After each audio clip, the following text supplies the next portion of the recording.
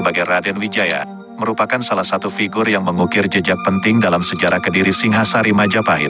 Meskipun asal-usulnya masih menjadi tanda tanya bagi sebagian, para sejarawan sepakat bahwa Raden Wijaya adalah keturunan langsung dari Ken Arok Ken Dedes, tokoh-tokoh berpengaruh pada masa itu.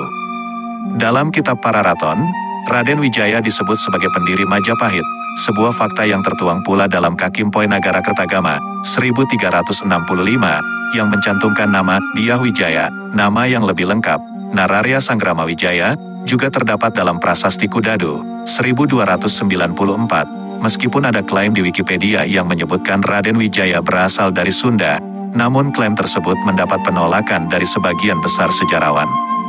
Di sisi lain, Babat Tanah Jawi menyebut Jaka Sesuru sebagai pendiri Majapahit, beserta dengan naskah turunannya seperti Babat Majapahit dan Serat Praniti Radia. Namun, naskah-naskah tersebut ditulis berabad-abad setelah kejatuhan Majapahit, sehingga isinya cenderung bersifat legendaris dan tidak sepenuhnya mengikuti fakta sejarah. Meskipun ada upaya untuk mengaitkan Babat Tanah Jawi dengan Pararaton, klaim bahwa Jaka Sesuru adalah nama lain dari Raden Wijaya masih belum didukung oleh bukti konkret. Tidak ada prasasti atau Kakimpoi peninggalan Majapahit yang menyebutkan Jaka Sesuru sebagai nama lain dari Dyah Wijaya. Bahkan, pada masa Majapahit, penggunaan nama Jaka untuk laki-laki belum lazim. Kitab Pararaton sendiri tidak mencatat adanya tokoh dengan nama Jaka. Jadi, dari mana penulis Babat Tanah Jawi mengambil inspirasi untuk menciptakan nama Jaka Sesuru sebagai pendiri Majapahit? Pertanyaan ini masih menjadi misteri yang belum terpecahkan secara pasti. Dalam kisah yang dipenuhi intrik dan kepahlawanan, Raden Wijaya, atau yang lebih dikenal dengan Dyah Wijaya, menorehkan jejaknya sebagai tokoh yang tak terlupakan dalam sejarah Indonesia. Menurut Kakimpoi Nagara Kertagama, Dyah Wijaya adalah putra Dyah Lembutal, atau cucu dari Bataran Narasinghamurti dari Kerajaan Tumapel. Pada tahun 1292, Kedaton Singhasari, ibu kota Tumapel, dikejutkan oleh serangan mendadak dari bawahannya sendiri, Jaya Katwang, Raja Gelang-Gelang Sri Kertanagara, Raja Tumapel, mengirim pasukan untuk menumpas pemberontakan tersebut, dipimpin oleh kedua menantunya, Dyah Wijaya dan Dyah Ardaraja. Namun, apa yang terjadi adalah sebuah perangkap, dengan pasukan Jaya Katwang menyerang Singhasari dari selatan. Akibatnya, Sri Kertanagara tewas dalam pemberontakan itu. Dyah Ardaraja, putra Sri Jaya Katwang, meninggalkan Dyah Wijaya untuk bergabung dengan ayahnya. Sementara Dyah Wijaya terpaksa melarikan diri dengan hanya 12 prajurit tersisa.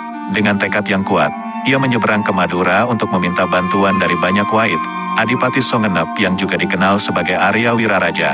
Perjalanan heroik Dyah Wijaya tercatat dalam Prasasti Kudadu tahun 1294.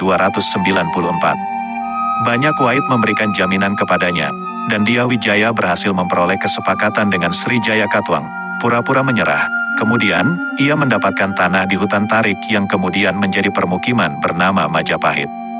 Pada tahun 1293, pasukan dinasti Yuan yang dipimpin oleh Sibi, Yimis, dan Gao Xing datang dengan maksud menaklukkan Sri Kertanagara agar tunduk kepada dinasti Yuan.